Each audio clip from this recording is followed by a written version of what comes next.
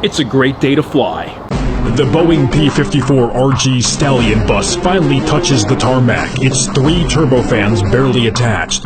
With spoilers now fully deployed, the left rotor suddenly gives out and the airship erratically pitches to the right. Peculiar orange smoke can be seen dramatically billowing from the cargo hold as the starboard nose wheel lifts off the ground. It's an incredibly dramatic display of what is known as a DME arc. As the McDonnell Boeing A390 approaches the runway, hundreds of stunned onlookers finally realize just how serious the mechanical problem is.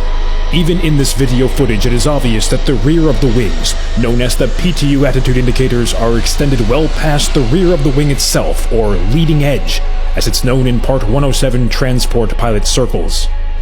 The pilot will have to align his vessel with the taxiway using an ancient technique known as hand flying, a move which, according to a 2019 poll, 9 out of 10 pilots considered, quote, more risky than having 35 unprotected sex partners at Coachella.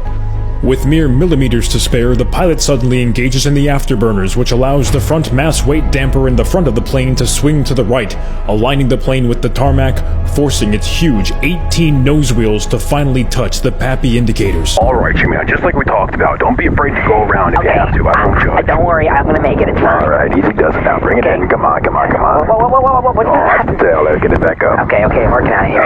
Yeah, in the center line. Come on, Jimmy. I go to Embry-Riddle. I can do this. Okay, go around. No, I'm not gonna Jimmy, go around. I can't go around. No, Jimmy, there's no such thing as... Come on, go around. I don't give up. No.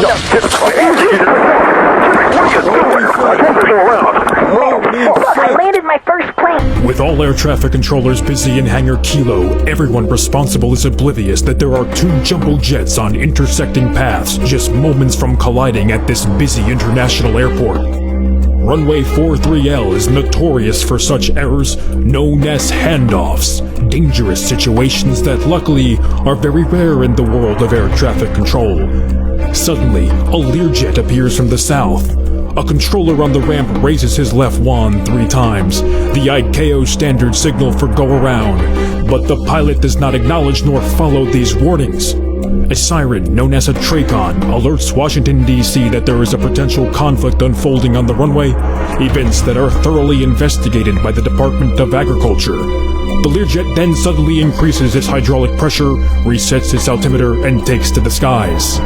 With altitude now decreasing rapidly, both lead flight engineer Derek Rogers and head captain Mick Stark must make a critical decision that will either recover the MD-10 or send it into a Nordo situation. With the reactor core at its critical temperature, they know what to do. Instinctive training kicks in. Potable water is dispensed to all passengers at the rate of 1 mole per minute. The now inverted rotorcraft begins shaking violently due to the control rod insertion. Yeah, it was crazy. Like, at one point, I even thought I'd rather be flying on a Legion.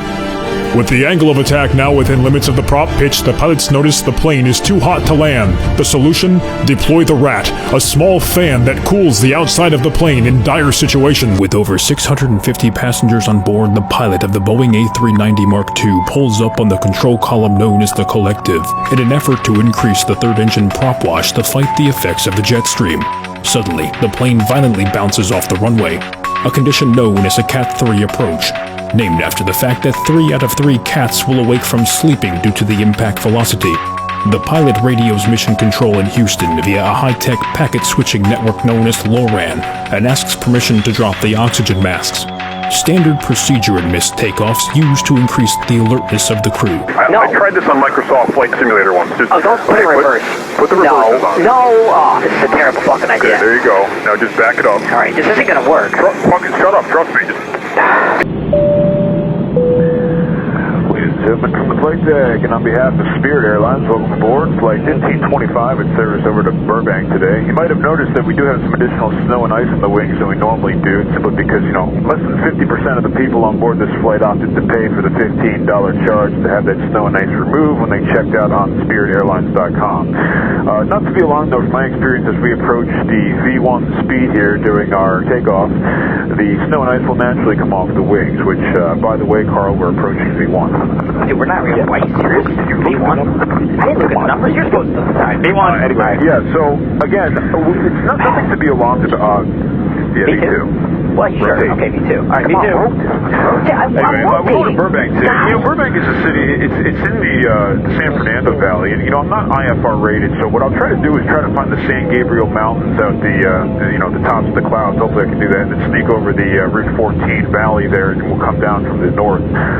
But anyway, yeah, sit back, relax. Controllers out here, they're some of the best and greatest you will ever find. I mean, they are. What the f*** is that? Go to the right. Go to the right.